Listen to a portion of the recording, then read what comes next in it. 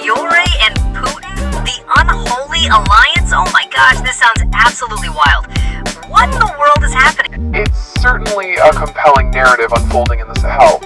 After facing isolation from traditional Western partners, Captain Ibrahim Traoré of Burkina Faso turned to Russia, finding a receptive ear in Moscow. It's less about begging and more about forging a new pragmatic partnership. A pragmatic partnership. Okay, but the prompt says gold for guns. Seriously, is Russia just like raiding their natural resources in exchange for military support? Is that the core? That's a significant component, yes. Russia possesses rich gold reserves. In essence, Russia gains access to these untapped mineral resources, which can certainly help fund its own endeavors. In return, Traoré's regime receives military hardware and the presence of Wagner mercenaries for security and training. It's a clear quid pro quo. Wow, so they're literally fueling each other's agendas. And what about this shadow war? French forces pulling out, American drones grounded. It sounds like Russia is just replacing the West entirely. Is that Putin's master plan for the whole continent? From Russia's perspective, this is very much about expanding influence and challenging Western dominance on the continent.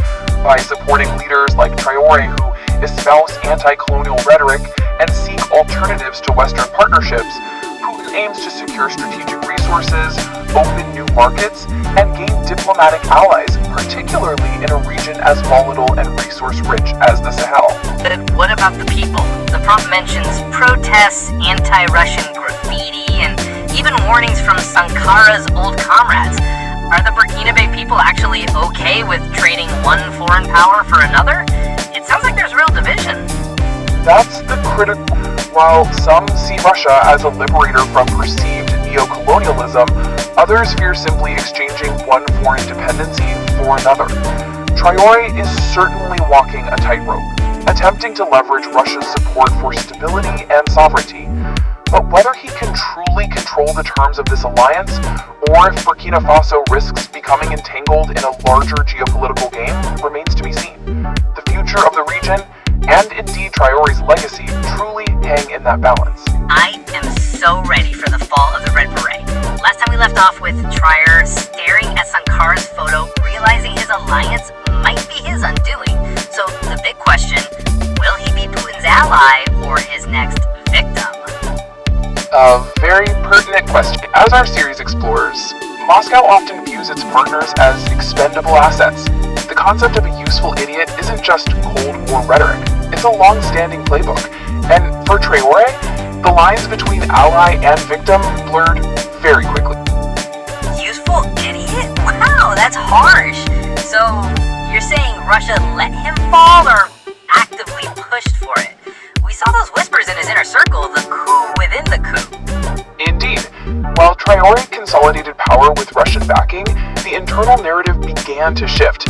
His own generals, some eyeing the gold, others increasingly wary of becoming a direct Russian satellite, found an opportune moment. The Kremlin, ever pragmatic, saw more benefit in a new, perhaps more pliant leader who could still serve their strategic interests. So it was his own people, but with Russian fingerprints all over it, right?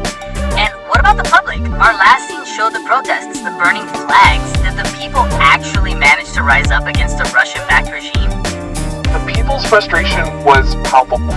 The initial euphoria of defying France gave way to disillusionment as economic conditions worsened and dissent was brutally suppressed.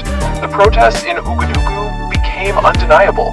While Russian flags burned and Russia out became a rallying cry, Moscow's primary interest was never in supporting Traoré personally, but in maintaining influence. When the internal coup materialized, the Kremlin remained largely uncommitted to his defense, effectively allowing the popular discontent to be channeled through a new regime. That's chillingly strategic. So Traoré was sacrificed, and the Sahel, is it truly becoming Russia's Afghanistan, a new quagmire, or just a new terrifying sphere of influence? Traoré, in the end, became a cautionary tale of a revolution.